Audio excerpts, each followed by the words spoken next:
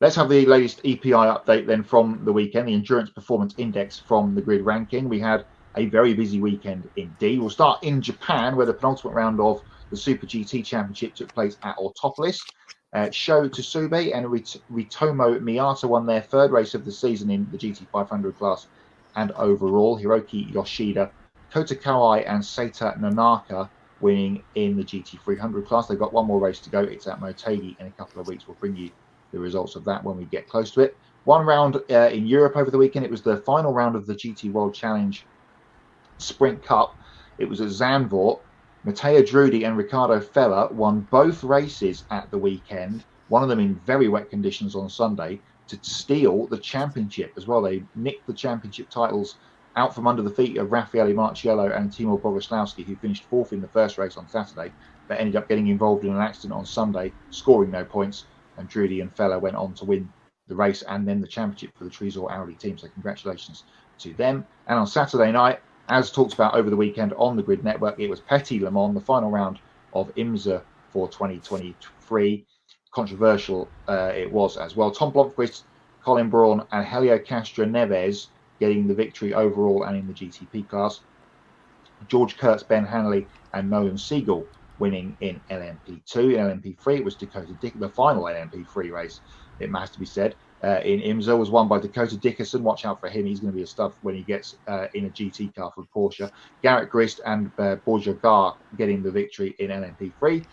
In the GTD Pro category, a win for Mercedes, Danny Unkadea, Jules Gounon and Maro Engel for the WeatherTech team. And in GTD, Misha Goldberg, Patrick Liddy and Loris Spinelli won for Lamborghini. The champions in IMSA, just to recap that, Alexander Sims and Pipo Derani, the overall champions in the GTP category for the Whelen team. Ben Keating and Paul-Luc Chatin, the champions in LMP2.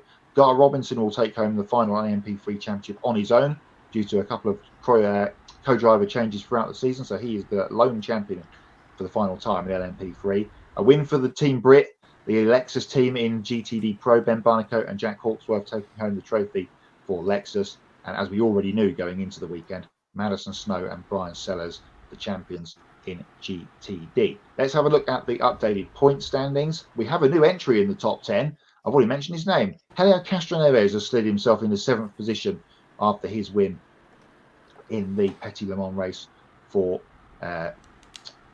MSR at the weekend, and he slides in to 7th. That retirement I mentioned for Timur Bogoslawski knocks him out of the top 10, and that I'm pretty certain will be his final race of the season. So looks like, unless other people shuffle around, he is going to not make it in. He's 12th. There you go on the standings there, just behind Jack Hawksworth. That is the top 50 as it stands. Ricardo Feller just jumping back up there into the top 50 with his double win at Zandvoort at the weekend.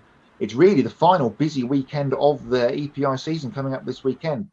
All of them championship deciders. The European Le Mans Series is at Portimao in Portugal for their final round.